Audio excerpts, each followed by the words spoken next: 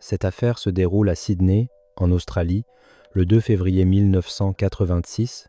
Anita Cobby était une femme de 26 ans, originaire de Sydney, née le 2 novembre 1956 de ses parents Gary Lynch et de sa mère Grace Lynch. Anita était très proche de sa famille. Il la décrivait comme belle, tant à l'intérieur qu'à l'extérieur. Adolescente, elle participait à des concours de beauté et a même remporté le titre de Miss Western Suburbs en novembre 1979. Tous ceux qui connaissaient Anita disaient qu'elle avait le potentiel pour devenir mannequin. La mère d'Anita était infirmière et en grandissant, elle n'avait pas toujours l'ambition de suivre les traces de sa mère, mais en vieillissant, elle a commencé à s'intéresser davantage à ce métier et à l'opportunité d'aider les gens et de faire une différence positive. Après avoir obtenu son diplôme, Anita s'est lancée dans son parcours d'infirmière en s'inscrivant à un programme à l'hôpital de Sydney. Ceux qui travaillaient avec Anita affirmait qu'elle était faite pour ce métier, qu'elle avait un comportement bienveillant qui mettait les patients à l'aise. C'est pendant cette période qu'elle a croisé le chemin d'un autre étudiant nommé John Cobby. John a déclaré plus tard que lorsqu'il a vu Anita, il a été immédiatement attiré par elle, mais il la croyait tellement hors de sa portée qu'il n'a même pas tenté de l'inviter à sortir.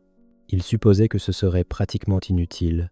Cependant, il n'aurait pas à le faire, car lors d'un service, Anita s'est approchée de lui et les deux ont commencé à discuter. Peu de temps après, ils ont prévu d'aller dîner ensemble dans un restaurant et à partir de ce moment-là, les deux étaient presque inséparables et sont devenus incroyablement proches. Dans les premiers mois, ils ont emménagé ensemble. Les deux sont sortis ensemble pendant un certain temps avant de se fiancer et peu après, Anita est tombée enceinte. Les deux étaient incroyablement heureux à la perspective de fonder une famille ensemble. Ils l'ont annoncé à leur famille et les choses s'annonçaient bien pour le couple. Cependant, Anita a tragiquement fait une fausse couche, mais malgré cela, le couple était resté solide et en 1982, ils se sont mariés parmi un groupe restreint d'amis et de familles. Au lieu d'avoir une lune de miel, ils ont décidé d'utiliser l'argent qu'ils avaient économisé pour louer une maison. Ils ont pris 2 chiens et ont acheté un bateau. Après leur mariage, les deux ont déménagé à Coffs Harbour. C'est là que John a commencé à travailler avec des chevaux et à les entraîner. Cette entreprise s'est avérée payante pour John.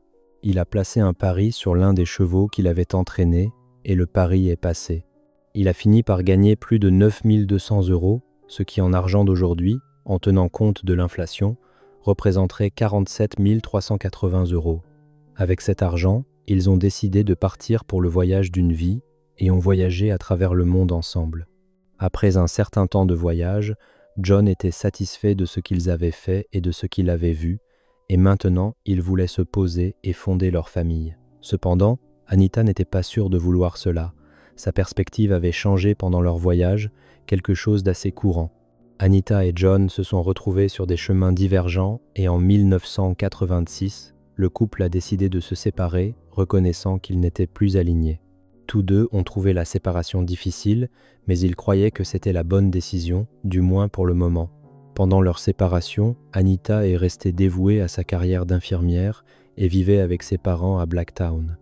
Malgré la séparation entre Anita et John, ils sont restés en bons termes et se souciaient profondément l'un de l'autre. John décrira plus tard la séparation comme davantage une pause qu'une véritable rupture complète, et en janvier 1986, ils envisageaient même la possibilité de se remettre ensemble, mais ils prenaient les choses lentement.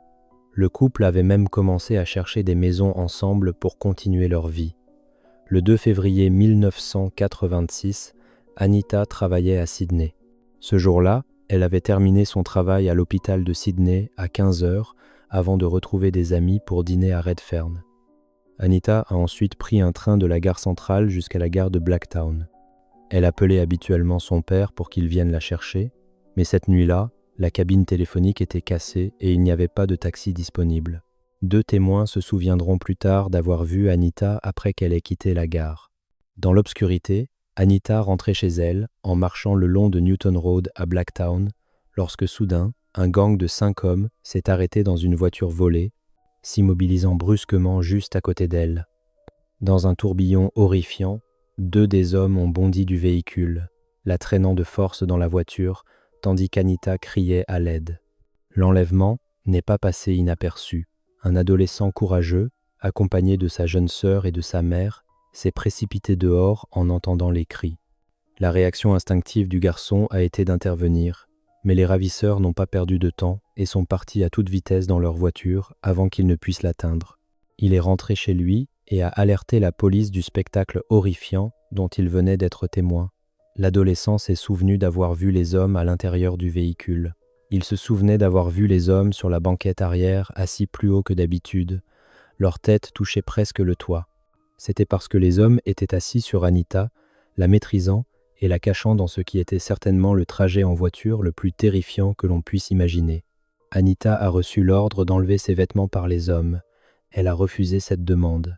Elle a supplié les hommes de la laisser partir, disant à ses ravisseurs qu'elle était mariée et qu'elle avait ses règles, espérant que cela suffirait à évoquer une certaine compassion de leur part et à être épargnée. Mais ces hommes n'avaient aucune compassion. Au lieu de cela, ils ont commencé à battre sauvagement Anita. Le passage à tabac était si sévère que son nez et ses 2 pommettes ont été brisés. La douleur et la peur qu'elle a dû ressentir sont insondables. Après avoir brisé les os de son visage, les hommes l'ont forcée à faire une fellation au 5. Les hommes se sont ensuite rendus à une station-service éclairée. Ils ont pris le sac à main d'Anita et son argent et ont fait le plein avec, tandis qu'Anita était maintenue nue sur la banquette arrière. Anita a été continuellement battue et violée par ses agresseurs alors qu'ils la conduisaient dans un champ isolé à Prospect. Anita était si gravement battue qu'elle n'était pas capable de marcher.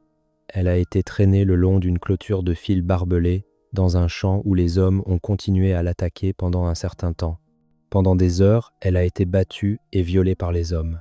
Un fermier qui vivait près du champ isolé a entendu les sons de cris. Il a supposé que les cris étaient ceux d'un animal ou d'adolescents qui s'amusaient. Il n'avait aucune idée de l'horrible réalité. Après des heures de tourments, les hommes ont commencé à réaliser que s'ils la laissaient partir, elle serait capable de les identifier. Le chef de ce groupe a alors décidé de tuer Anita. Il a sorti son couteau et, encouragé par les autres hommes, il s'est dirigé vers Anita. Anita a anticipé ce qu'il allait faire alors qu'il amenait le couteau à son cou. Ce faisant, Anita a saisi la lame tranchante. Elle s'y est accrochée fermement et une brève lutte s'est ensuivie. Cela a entraîné que certains des doigts d'Anita soient presque sectionnés. L'agresseur a tranché à travers ses doigts, et après avoir tranché à travers ses doigts, il a commencé à scier sa gorge si impitoyablement qu'elle a presque été décapitée. Dans un dernier acte de brutalité insondable, son corps sans vie a été placé sur une clôture de fils barbelés avant que les 5 hommes ne fuient la scène. Ils ont pris ses vêtements et ont brûlé toutes les preuves. Lorsqu'Anita n'est pas rentrée chez elle cette nuit-là, ses parents ont cru qu'elle avait passé la nuit chez une amie. Cependant, son absence au travail le lendemain les a incités à la signaler comme disparue. Le 3 février, le lendemain, un fermier a découvert son corps mort dans un champ. La police a supposé que le corps dans le champ devait être Anita, car ses parents venaient de signaler sa disparition. L'alliance d'Anita était toujours à son doigt. Un enquêteur s'est rendu chez les parents d'Anita et leur a demandé s'ils reconnaissaient la bague. Sa famille l'a reconnue immédiatement. John a été informé du meurtre d'Anita. C'était une nouvelle qui l'a complètement anéanti. Il ne voulait pas accepter que sa femme était morte et il a beaucoup lutté avec cette nouvelle.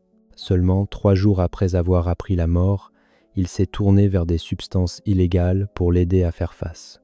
Les enquêteurs se sont mis au travail immédiatement pour trouver le tueur ou les tueurs, mais bien sûr, dans ce genre d'affaires, c'est souvent quelqu'un que la victime connaît, un ami, un membre de la famille, un conjoint. Il était bien connu que la relation entre John et Anita avait été difficile. Pour beaucoup, il semblait évident que John était le tueur. Les soupçons se sont immédiatement portés sur lui. Même ceux qui connaissaient John soupçonnaient qu'il était celui qui avait pris sa vie. Les enquêteurs avaient pratiquement l'impression que l'affaire était résolue, mais ils devaient prouver que c'était bien John qui l'avait tué. Ils ont commencé à l'interroger. Cependant, leur technique d'interrogatoire, du moins selon John, était plutôt suggestive et violente. Ils ont commencé à dire à John qu'il était coupable, qu'il savait que c'était lui et qu'il devrait faire ce qui était juste et avouer. Selon John, Ils l'ont même plaqué contre le mur et contre le sol. John ressentait une certaine culpabilité. Il avait l'impression qu'il aurait dû être celui qui allait chercher Anita au restaurant, car si c'était le cas, rien de tout cela ne se serait produit. Mais c'est une façon incroyablement injuste de voir la situation, et John ne porte aucune responsabilité pour ce que ces hommes ont fait. Mais à cause de la culpabilité qu'il ressentait déjà, la confusion dans son esprit, les heures d'interrogatoire, les attaques physiques, le blâme constant et comment il devrait l'admettre, John a finalement admis le meurtre. Il a même commencé à se remettre en question et à penser que si la police était si sûre de sa culpabilité, alors il devait avoir fait quelque chose. Mais les choses ne collaient pas. Alors que la police approfondissait l'affaire horrifique, ils ont commencé à réaliser qu'ils avaient tort au sujet de John. La série d'événements qui ont conduit au meurtre n'avait aucun sens et John a finalement été écarté en tant que suspect. John a alors sombré dans une profonde dépression alors que l'enquête se poursuivait. En raison de la barbarie du crime, les policiers ont commencé à craindre que les responsables ne frappent à nouveau s'ils n'étaient pas arrêtés rapidement. Les funérailles d'Anita ont bientôt eu lieu. L'événement a été largement documenté par les médias. La famille se souviendra d'avoir vu John s'effondrer, criant et suppliant qu'on ne lui enlève pas Anita. Dans un geste considéré comme assez controversé, un animateur radio a lu les détails explicites du rapport d'autopsie d'Anita en direct à l'antenne. Cela a vraiment alimenté l'indignation du public et galvanisé la recherche de ces meurtriers. Le rapport d'autopsie était vraiment terrifiant. Le corps d'Anita avait été si gravement battu que ses blessures ont même choqué les policiers et le médecin légiste les plus expérimentés. Les hommes l'avaient torturée à un degré horrifique.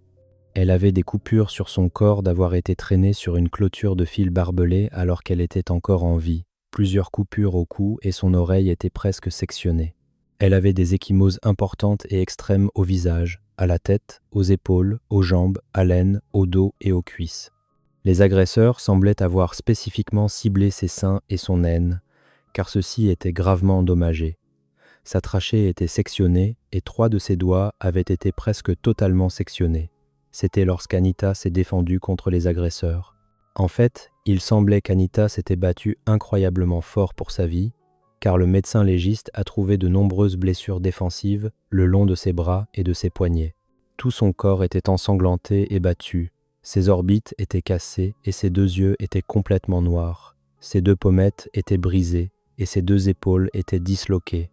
Il y avait également des rumeurs selon lesquelles un couteau avait été utilisé sur les organes génitaux d'Anita comme moyen de la torturer, bien que le médecin légiste ait plus tard réfuté cette affirmation. Le gouvernement a alors offert une récompense substantielle de 46 000 € pour des informations menant à la capture de son ou ses tueurs.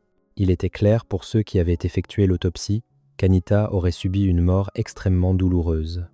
Son meurtre, encore aujourd'hui, est considéré comme l'un des plus horribles d'Australie et pour beaucoup de gens, c'est le pire. Le nom Anita Cobby est très connu dans le pays. Après que les résultats de l'autopsie ont été lus à la radio, le public est devenu furieux et a exigé justice. Il voulait que les personnes responsables soient pendues. Les enquêteurs ont ensuite retracé les derniers mouvements connus d'Anita, espérant que reconstituer ses derniers jours en vie pourrait inciter des témoins à se manifester. Une percée cruciale s'est produite lorsqu'un informateur de la police a averti les autorités au sujet d'une voiture volée. Cela conduira plus tard à l'arrestation de John Travers et Michael Murdoch. Travers a admis qu'il avait volé la voiture, mais a fait des déclarations contradictoires sur le meurtre et a été détenu en garde à vue.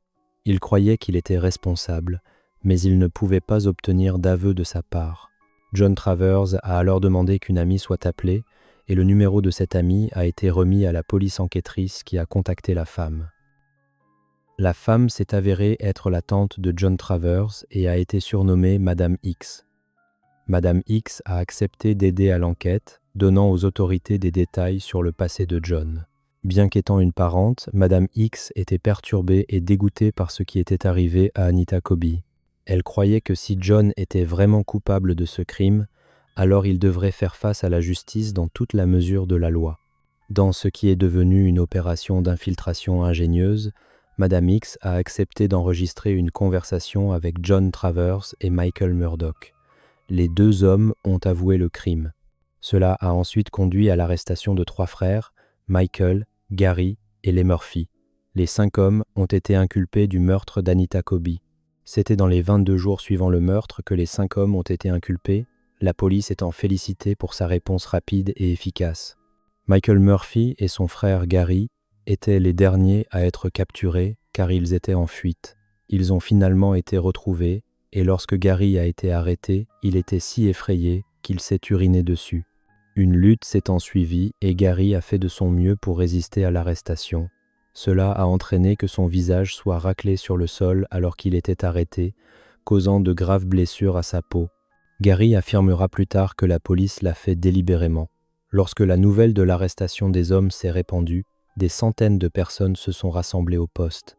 Les gens étaient absolument furieux. Certains policiers craignaient même que la foule rassemblée ne tente de les traîner dans les rues pour exercer leur propre justice.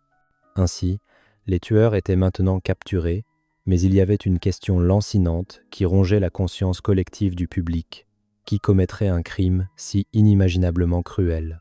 Le chef du gang était John Travers, âgé de seulement 18 ans au moment du meurtre. John avait un long historique d'activité criminelle. Il était l'aîné de 8 enfants et a été élevé dans la pauvreté à Blacktown. À l'âge de 14 ans, il était déjà alcoolique et a été expulsé de l'école. Lorsque son père a quitté la famille en 1981, John s'est appuyé sur de petits crimes pour subvenir aux besoins de sa famille avant que la santé de sa mère ne se détériore si gravement que lui et ses frères et sœurs ont été envoyés vivre avec des familles d'accueil. Le plus troublant était l'historique de comportement violent de John qui préfigurait le meurtre brutal d'Anita Colby. Il manifestait des impulsions violentes envers les hommes, les femmes et souvent les animaux. Il est allégué qu'il violait des oiseaux qu'il volait avant de les égorger et de les cuisiner. Il violait également des agneaux et des moutons avant de les égorger et de rôtir leur carcasse. Michael Murdoch était l'ami d'enfance et l'associé criminel de John. Il a passé une grande partie de sa jeunesse dans des prisons pour mineurs où il a subi une violence extrême. Le procès du meurtre d'Anita Colby a commencé à Sydney le 6 mars 1987. Alors qu'ils étaient conduits dans les salles d'audience, des foules se sont rassemblées, beaucoup pointant Gary du doigt en disant « c'est le lâche qui s'est uriné dessus ». L'accusation a présenté un dossier convaincant contre les accusés.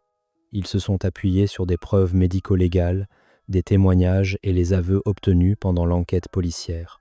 La défense des accusés a monté diverses stratégies, notamment en tentant de jeter le doute sur la fiabilité des aveux et des preuves médico-légales. De plus, pendant le procès, l'avocat de la défense de Gary a tenté de le présenter sous un jour sympathique en raison du passage à tabac qu'il avait reçu lors de son arrestation. L'un des policiers qui l'avait arrêté a été amené dans la salle d'audience. L'avocat de la défense de Gary a interrogé le policier, exigeant de savoir pourquoi le visage de Gary était tout égratigné. Le policier a répondu « Ça a dû arriver quand j'avais ma botte sur sa tête ». La défense a fait valoir que les aveux avaient été obtenus sous la contrainte et que les preuves médico-légales pourraient ne pas être concluantes. Le procès était un spectacle, le public suivant de près dans l'espoir que justice soit rendue. Après un procès long et émotionnel, le jury a rendu son verdict. John Travers, Michael Murdoch et les frères Murphy ont tous été reconnus coupables d'enlèvement, de viol et du meurtre d'Anita Colby. Ils ont tous été condamnés à la prison à vie sans possibilité de libération. Il est également apparu que dans les semaines précédant le meurtre d'Anita, en février 1986, John Travers avait également mis un couteau sur la gorge d'un jeune de 17 ans en Australie occidentale et s'était imposé à lui. Les deux attaques étaient presque identiques, mais la vie du jeune de 17 ans a été épargnée. Malgré les peines maximales, une grande partie du public a trouvé cela trop clément.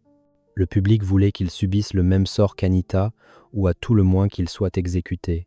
Il y avait des images de certains des tueurs souriant après avoir été inculpés, n'ayant clairement aucun remords pour le crime hideux. Le manque de remords a énormément énervé le public, conduisant à de nouveaux appels pour qu'il soit mis à mort.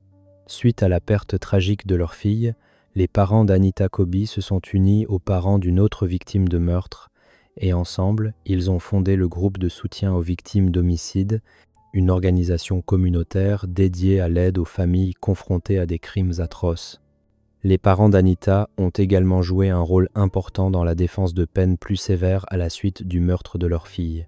Ces efforts ont finalement conduit à des changements dans le système juridique. L'un des 5 hommes, Michael Murphy, est décédé à l'hôpital de Long Bay le 21 février 2019 à l'âge de 66 ans. Les autres hommes restent derrière les barreaux. Certains d'entre eux ont subi des passages à tabac réguliers de la part d'autres détenus. John Coby est toujours heureux d'entendre les nouvelles des passages à tabac contre ces hommes. Dans une interview, John a déclaré « Je rêve encore de les tuer. La vengeance était au premier plan de mes pensées. C'était paralysant. C'était une pensée si négative, et j'ai vécu avec ça pendant des années et des années. Je les tuerai toujours en 1 seconde, sans hésiter et sans aucun scrupule. Je suis heureux d'aller en prison pour le reste de ma vie. Dans mes rêves, je les ai tués de tant de façons différentes. Ils ont eu un effet si durable sur moi. À une occasion, l'un des tueurs avait été si gravement battu en prison qu'il a dû aller à l'hôpital. Il a ensuite été révélé que Gary était soigné dans le même hôpital où John Coby travaillait comme infirmier. John a dit que lorsqu'il l'a découvert, il s'est senti absolument écœuré. John a dit à ses proches que Gary avait de la chance qu'il ne sache pas qu'il était à l'hôpital, car s'il l'avait su, il a dit qu'il l'aurait tué en 1 seconde. Au fil des années, John Coby a pu vaincre ses addictions et a pu aller de l'avant et rencontrer quelqu'un d'autre.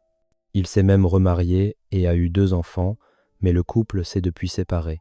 John a également changé son nom de Coby à Francis en 1987, car il sentait que le nom Coby le rendait synonyme du meurtre d'Anita et il se sentait également responsable de sa mort.